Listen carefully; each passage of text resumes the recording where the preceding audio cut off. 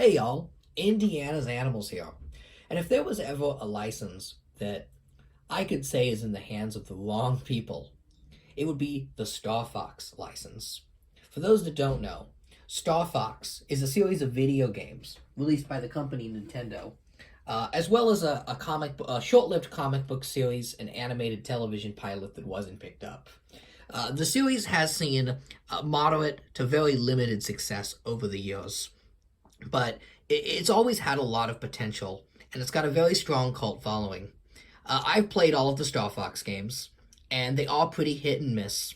They're not the best video games, I'll be completely honest, but the characters and world of Star Fox is so charming and so just fantastic that I've always thought it would have made a great action figure or toy line.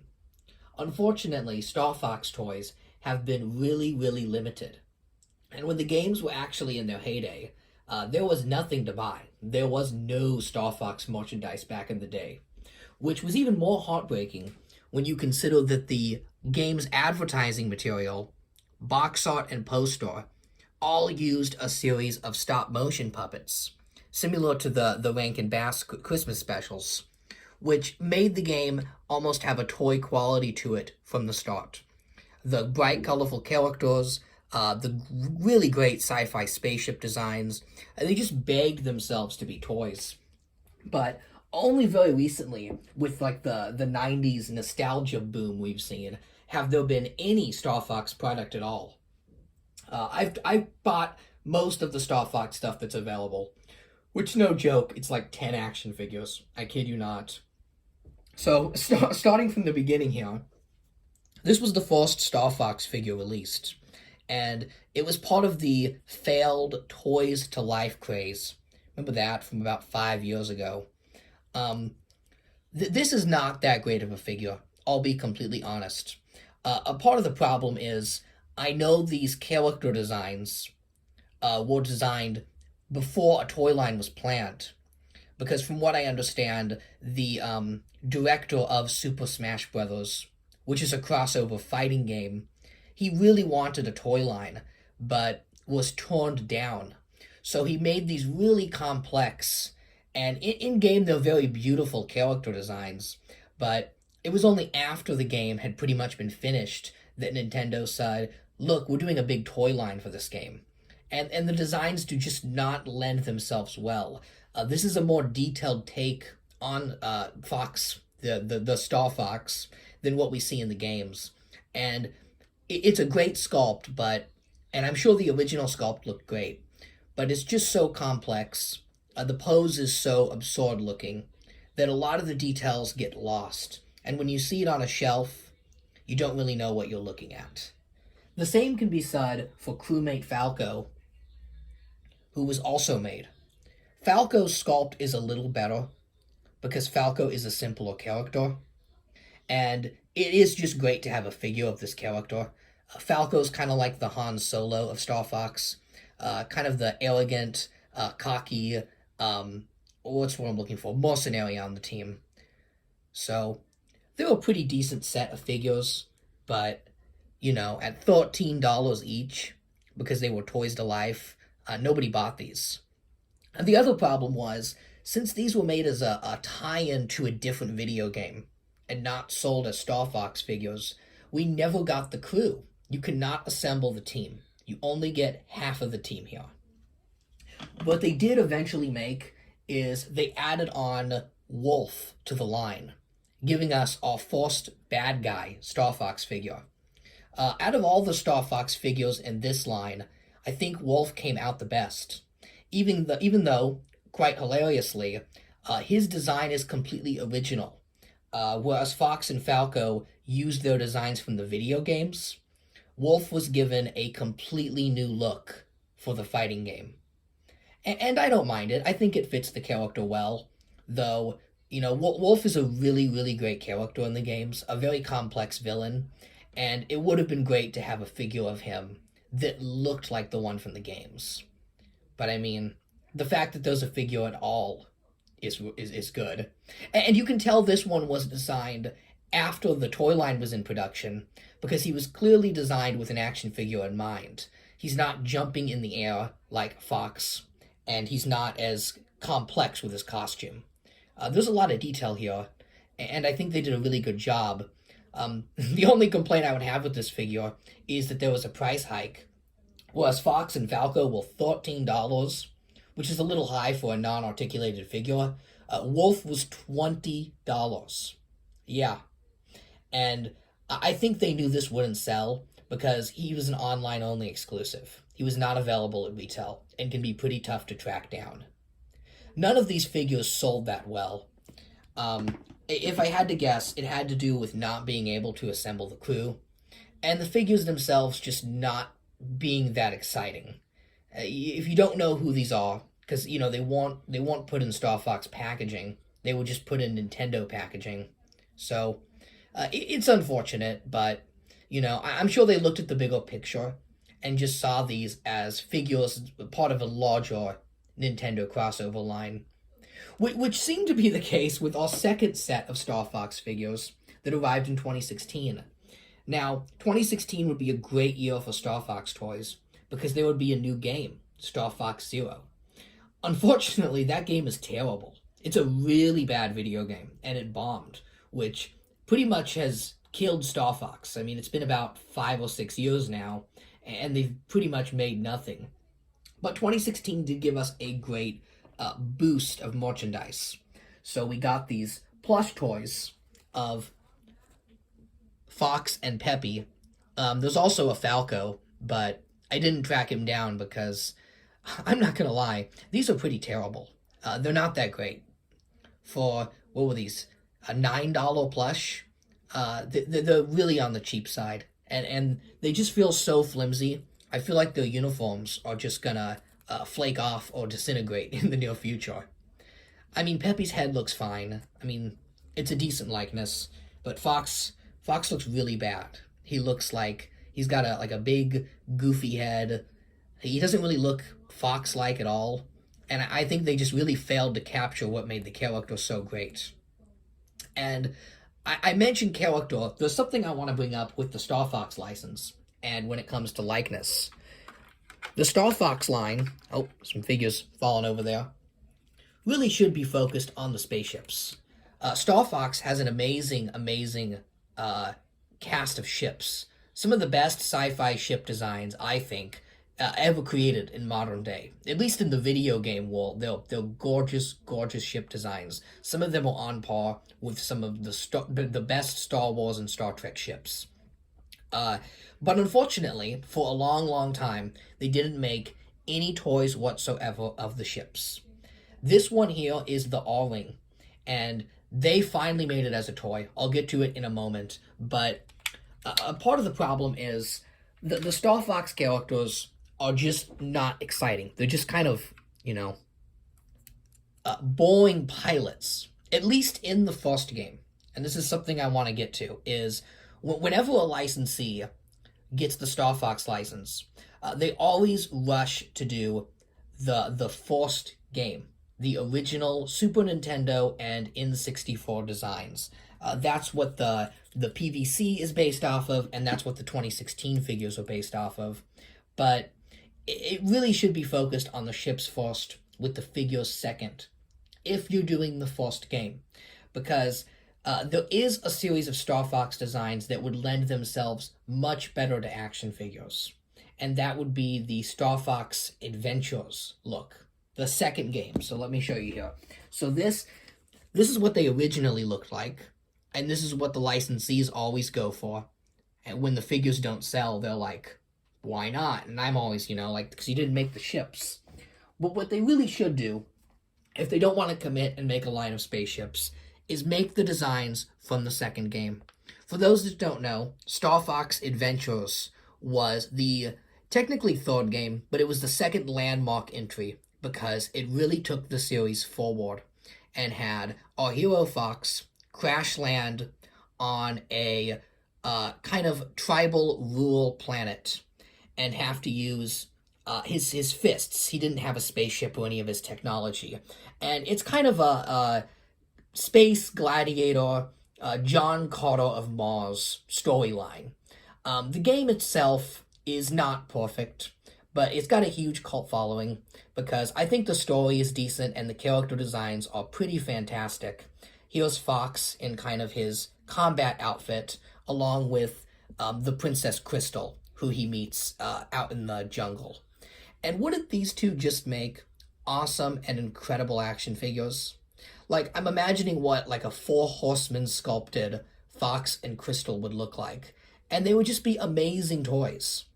A good example would be like, think of the tribal He-Man figures they did of He-Man and Tila from a few years back, but in the Star Fox style. But that is not what we get. Instead, we get what looks to be the Nintendo DS versions of the characters, except for one. Get a load of this. So we have Slippy here, and this is a really great likeness of Slippy Toad, the lovable frog companion. He's based off the Nintendo DS 64 game, so Star Fox 64 3D. That title's a mouthful. And I think it's fine because, Slippy has not changed a lot in the games, so this could work kind of for any Slippy, right? Because Slippy just looks the same. But then we get to Fox, and this is where the problems start to come in. This is a very decent likeness of the Nintendo DS Fox. I definitely prefer the 64 version because the colors are a little darker and he looks a little more Fox-like. But, the sculpting will do. His robotic legs actually look really nice, so there's that. But then you turn the figure around, and he's got this dinky tail. I don't know if you can see it. It's just so cheap and terrible. And Fox McCloud has like a big bushy tail. And you'd think like, well, that's so he can sit in a spaceship, if they had planned to make it. But look at his legs. They don't even swivel all the way. They kind of get stuck at around the hip. I remember when I bought this figure, I had to pay $30 for it at a toy show because this figure was not shipped that much. He was packed. He was short packed, one per case, with a bunch of other Nintendo figures. And I remember as soon as I twisted that swivel, I knew they were never going to make his ship. And I'm like, oh, this line's going to be such a letdown. I can already see how this is going to turn out. So Fox McCloud came and went, and just like the previous line, Star Fox did not get its own line. Instead, he was bundled with a bunch of other Nintendo characters as part of a best-of line. And this sucks because I knew we probably weren't going to get some of the more obscure and popular characters because he was included with another line. But still a decent figure. Fox was fine. And then Slippy came out. And Slippy was fine too. There we go.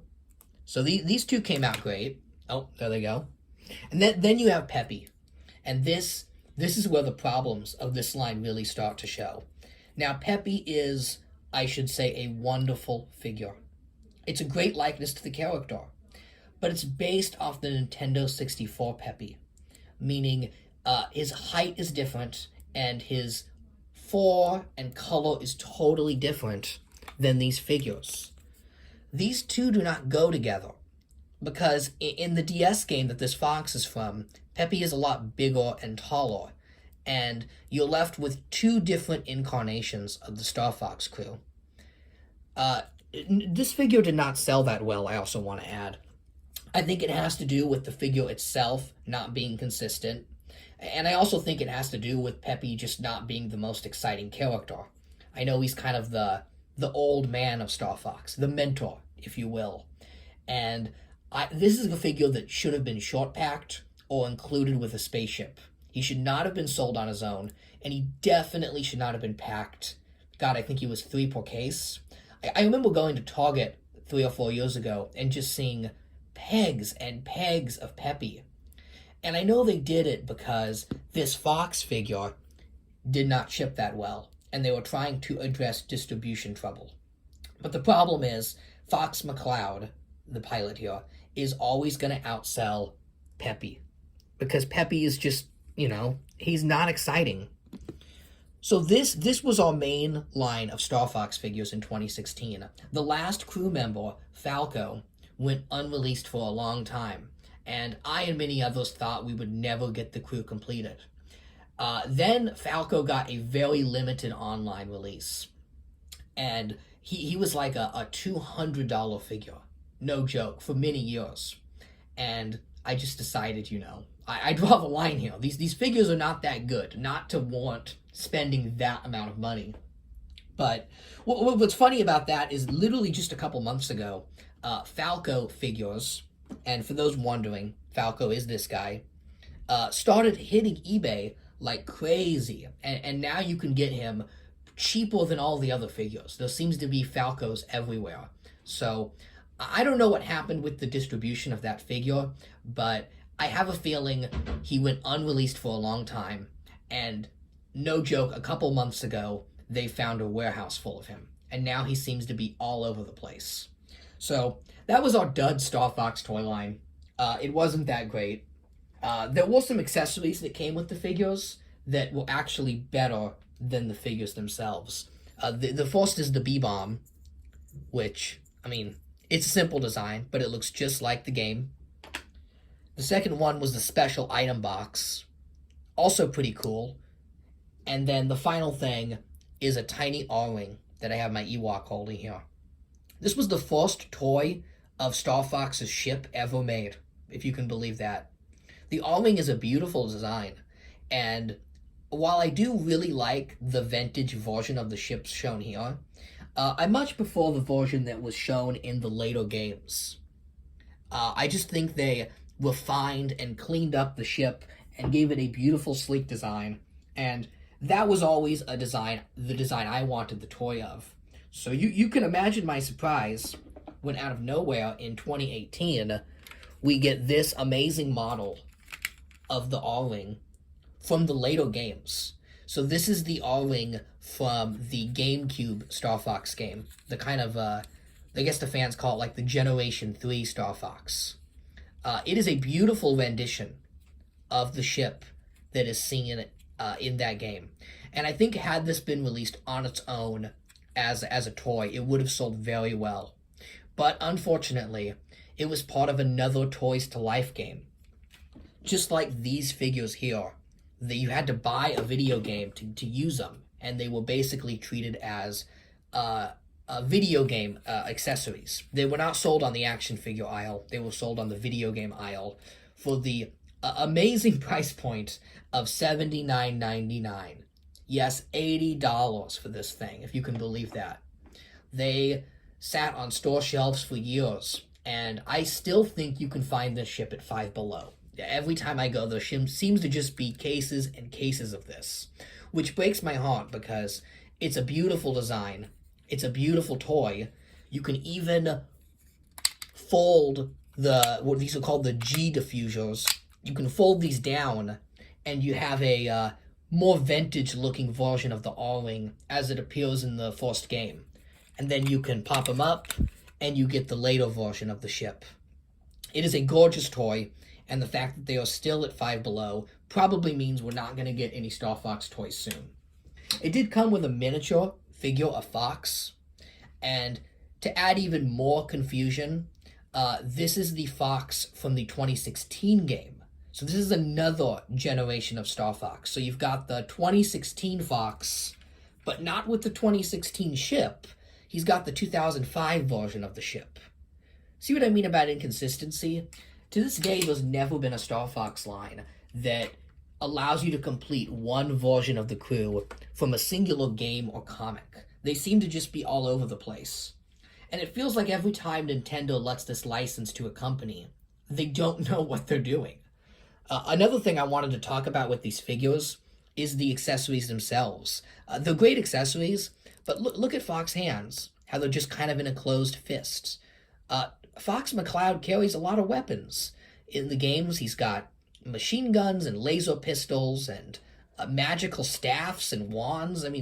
It's a great game series that's filled with magic and sci-fi, and there's so much you could do with it as a toy line. You can make spaceships. You can make all the crew. Dinosaurs are a big part of Star Fox. There's a lot to do with dinosaurs, as you can see by the cover here, where he's got a pet dinosaur. And I'm shocked that no one has picked up this license and realized the potential it's had. Because, come on. Space, Fox, John Carter with dinosaurs and evil space mercenaries. It's just such a fun license, and it's so toyetic.